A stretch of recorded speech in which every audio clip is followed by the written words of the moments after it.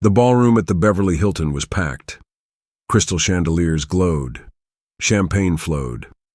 The A-list laughed, networked, and snapped selfies under golden lights. Robert De Niro, aging but fierce, took the stage at a celebrity political fundraiser. He wasn't smiling. Then, he said it. "I'm tired of hillbilly politicians pretending they know what's best for this country," he growled. "Especially that one sitting in the White House, J.D. Vance, a disgrace to progress." The room fell silent for just a second. Then applause broke out. Some laughed nervously, some whispered. But the cameras were already rolling. The clip hit social media in minutes. By morning, it was everywhere. And across the country, in factories, diners, veterans' homes, people felt it. Not just an insult to J.D. Vance, but to every small-town kid who dared to dream. To every veteran who fought, came home, and felt forgotten. J.D. Vance didn't respond at first. But behind closed doors, he sat at the edge of his desk in the West Wing, jaw tight, fingers clenched. He knew exactly what De Niro had just started, and he was going to finish it, with truth, fire, and something Hollywood forgot a long time ago: respect. Days later, J.D. Vance walked onto a small-town stage in Youngstown, Ohio. There were no teleprompters, no makeup artists, just folding chairs, union workers, and veterans with tear-lined eyes. He paused before speaking. "What Robert De Niro said wasn't about me," he began. "It was about you. It was about saying that your struggles don't count, that your voice doesn't matter." A man in the crowd wiped his eyes. A young mom held her son tighter. Vance continued. "They think success comes from movie scripts and red carpets. But I've seen real success. It's a single mom working 2 jobs. It's a Marine who came home with scars. It's the factory worker who keeps going even when the lights are off." The crowd erupted in applause, raw, honest applause. But backstage, his team warned him, "This will only escalate things. Hollywood's powerful." J.D. just shook his head, then let them come. "I didn't run to be liked by actors. I ran to stand up for the forgotten." And at that moment across America, thousands shared that video clip. Tears streamed down faces in living rooms, not because of politics, but because someone had finally said what they'd been screaming for years. The next day, the internet exploded again, but this time, with something unplanned. An anonymous source leaked a voicemail. It was J.D. Vance. The tone was calm but heavy. He'd left the message for a private friend, unaware it would go public. "I'm not angry," Vance said softly. "I'm just tired. Tired of our people being mocked like we're background noise in our own country." He paused. A long silence. "My grandfather worked 12-hour shifts at a steel mill. De Niro wouldn't last 5 minutes in his boots." The message ended. It went viral in hours, but not with outrage, with emotion. YouTubers posted reactions of themselves crying. One veteran posted, "I've never felt seen like this before." Hollywood hit back quickly. De Niro doubled down on late-night TV. "We don't need lectures from Vance, he's dangerous." But in diners, on job sites, in hospitals and classrooms, something was shifting. This wasn't just about De Niro anymore. This was about dignity, about real Americans who'd been shamed and ignored for decades, and J.D. Vance had become their voice, even if it cost him everything. 3 days after the voicemail leaked, a video surfaced from a small town in West Virginia. It wasn't produced. It wasn't edited. Just a mother holding a picture of her late son. "My boy Caleb joined the Army right after high school," she said, her voice trembling. "He didn't come home." She paused. "I used to think nobody in Washington knew boys like him. But when I heard J.D. Vance's voice, I cried. Not because I was sad, because someone finally understood." She looked straight into the camera. "Mr. Vance, thank you for seeing my son, for seeing all of us." The video went viral in less than 12 hours. JD watched it from his office, hand over his mouth, eyes red. His aide asked if he was okay. He nodded slowly. "I'm not doing this to win arguments. I'm doing this because America's broken in places people in suits will never go." That night, he visited Caleb's grave, quietly, with no press. And as the sun set over the Appalachians, he made a silent promise. "I won't stop speaking for the forgotten, no matter how loud Hollywood screams." Just when things seemed to calm, a twist nobody saw coming sent the story spinning again. An old handwritten letter surfaced, dated 1986. It was from a young Robert De Niro to a Vietnam veteran who'd served with his late brother. In the letter, De Niro had written, "I never understood real sacrifice the way men like you do. I'm just an actor. You're the real American story." The letter leaked online. Millions read it. Comment sections filled with confusion. Wait. So De Niro used to respect our veterans? What changed? It made people question. Was his attack on J.D. Vance really political? Or something deeper? J.D. didn't respond publicly. But in private, he asked his team to track down the veteran who received the letter. And when they found him, an old man with trembling hands and a box of war medals, J.D. made the journey to his rural home. They sat, talked, and cried together. "I don't want to fight hate with hate," J.D. said softly. "But I will defend the people Hollywood forgot." Outside the home, cameras tried to catch a glimpse. But inside, something sacred happened. Two men, two generations, one country worth saving. By week's end, the backlash exploded. Late-night shows ran non-stop jokes. Talk show hosts mocked JD's background. One actor tweeted, "This isn't a country bumpkin contest. Go back to the trailer park, Vance." The comments stung, but JD didn't flinch. Instead, he visited a school in Detroit, where underprivileged kids sat in broken desks, trying to learn without books. One little girl, maybe 9, raised her hand. "Mr. Vice President, why don't they like you?" He knelt down beside her. "Because I tell the truth, and sometimes that scares people."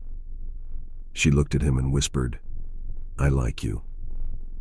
The moment was captured on video, and once again, it went viral. Celebrities tried to spin it. But America saw something different. A man kneeling to speak to a child, while the rich and famous laughed from their hills. The cultural war had officially begun. But the battle wasn't about JD anymore. It was about every broken school, every lost son, every ignored voice. And JD Vance wasn't backing down. Not now. Not ever. It came late one evening. JD had just returned home, exhausted from a town hall in Kentucky, when his assistant entered the room, pale. "It's him," she whispered, holding out the phone. JD took the call, unsure of what to expect. "JD," came the familiar, gravelly voice. "This is Clint Eastwood." JD froze. "I just want you to know," Clint continued, "I've been in that town, seen what the coasts ignore. You're not wrong. You're just finally saying what a lot of us are too scared to say." There was a pause. "I can't go public with this. Not yet. But don't back down." The call ended. JD sat silently, phone in hand. The next morning, he looked out over a crowd of steelworkers in Ohio and opened his speech not with fury, but with something else. "I got a call last night. Not from a politician, not from a donor, but from a man who's seen war, film, and fame, and still believes truth matters." And in that moment, something shifted. Support began to trickle in, quiet, cautious, but real. Hollywood wasn't as united as it pretended, and J.D. Vance wasn't as alone as they wanted him to feel. But just as support quietly formed behind J.D., betrayal struck. A leaked memo hit the press. Signed by an unnamed White House staffer, it read, "The vice president is creating unnecessary tension with Hollywood. He's risking re-election optics. We advise reeling him in before the damage spreads." News anchors pounced. Is the White House turning on J.D. Vance? Are Biden and Vance divided behind closed doors? J.D. stood at a press podium later that day, calm but visibly worn. "I want to make something clear," he said. "I'm not interested in popularity. I'm not here to make friends in Hollywood. I'm here because the people in forgotten towns believed in me, and I won't betray them to protect egos." One mother watching the press conference in Iowa wept.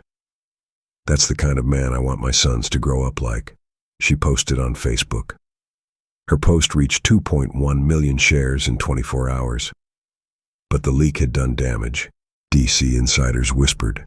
Allies distanced themselves. And somewhere in a glass tower in Los Angeles, Robert De Niro smirked. The storm was far from over. But JD wasn't going to be silenced. Not now. The next chapter of this fight didn't happen in a studio or in the Capitol. It happened in a hospital. J.D. Vance had quietly scheduled a visit to a children's cancer ward in Pennsylvania. No press, no announcement. Just compassion. There he met a boy named Eli. Just 11. Thin, pale, but bright-eyed and alert. J.D. sat beside him, talked about books, cartoons, and dreams.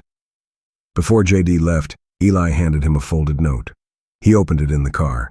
It said, "Dear Mr. Vance, don't listen to mean people. You made my mom cry, but in a good way. Thank you for not forgetting us. Love, Eli." J.D. wiped his eyes in silence. He hadn't cried in months. But this broke something in him. He folded the note and tucked it into his breast pocket, right over his heart. That night, J.D. didn't make a speech. He didn't tweet. He just sat by the window watching the stars, asking himself the one question that mattered. Am I doing enough? But outside that hospital, a nurse had taken a blurry photo of J.D. and Eli. And by morning, that single image ignited something across the country. Hope. It was supposed to be a typical late-night talk show. Millions tuned in expecting jokes, celebrity gossip, and the usual anti-politician jabs. But what happened stunned everyone, including the host.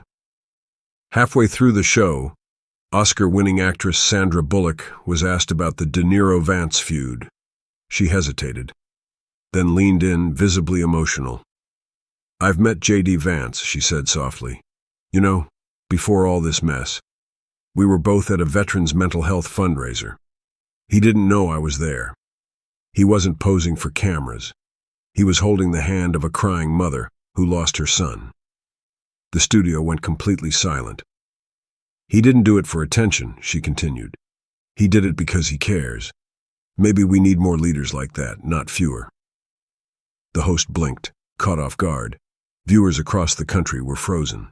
Within minutes, the clip went viral. Sandra Stands with Vance began trending worldwide. And for the first time, Hollywood felt a crack in its own wall. J.D., watching from home, didn't smile. He simply closed his eyes and whispered, "Thank you." But De Niro was furious.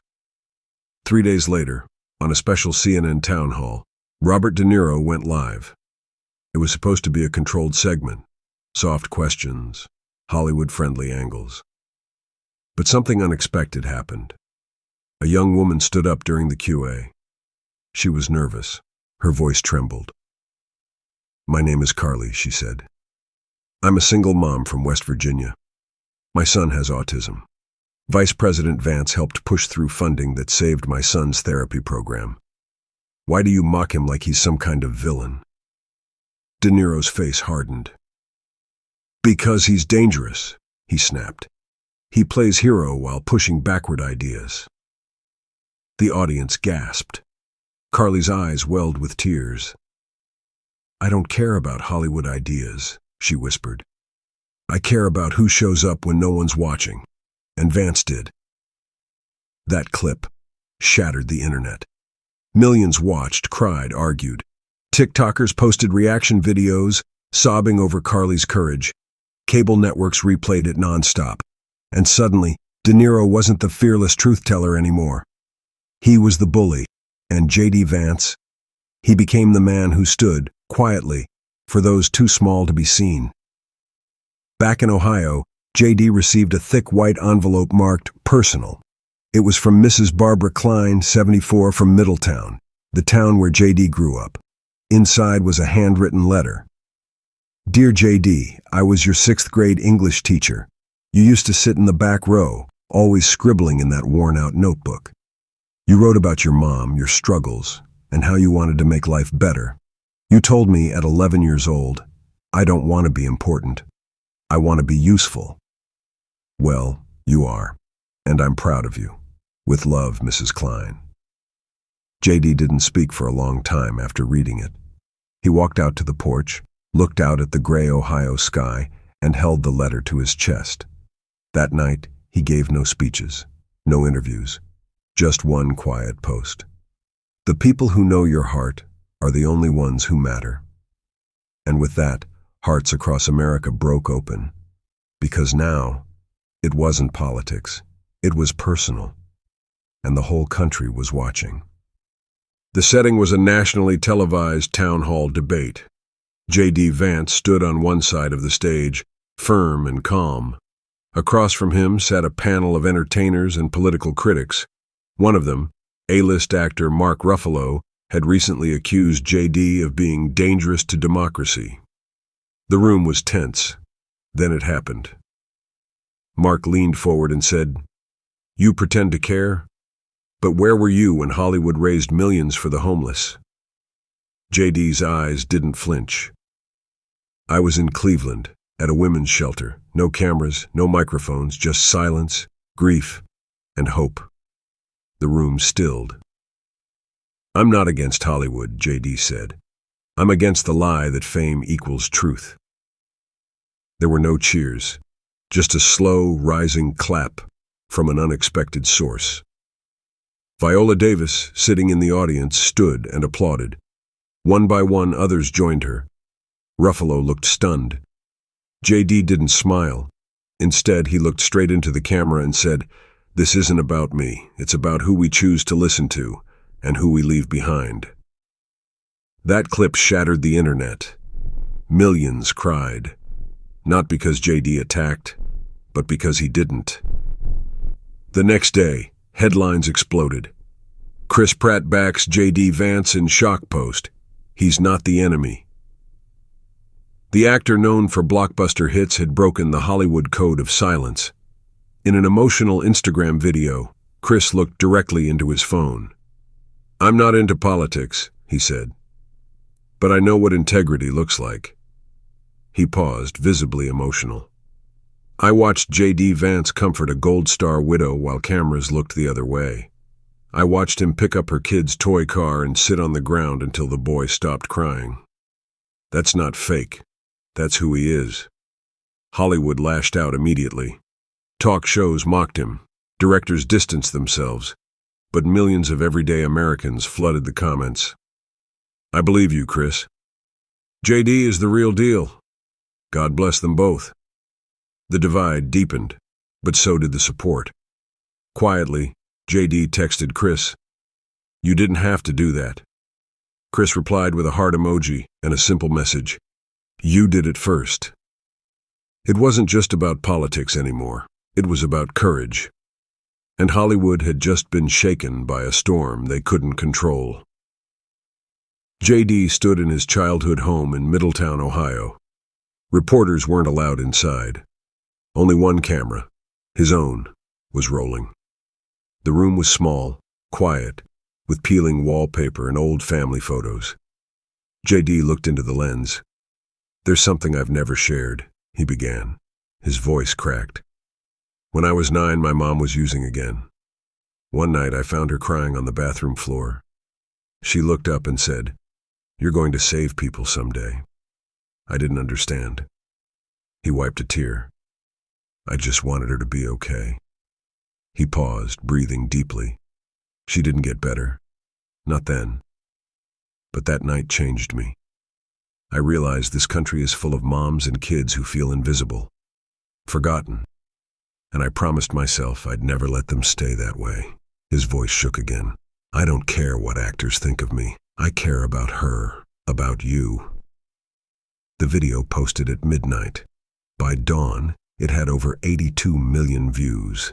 People everywhere cried, not because he was perfect, but because he was real.